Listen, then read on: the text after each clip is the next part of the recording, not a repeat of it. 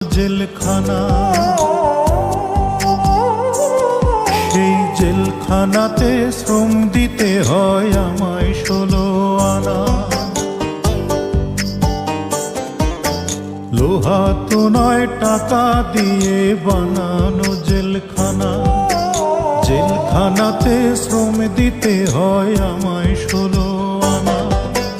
গরিব হওয়ার অপরাধে জেলখানাতে আসি, শ্রমের দামে ঘামের দামে ফোটাতে যে হাসি, মায়ের মুখের হাসি আমি জেলখানাতে আসি।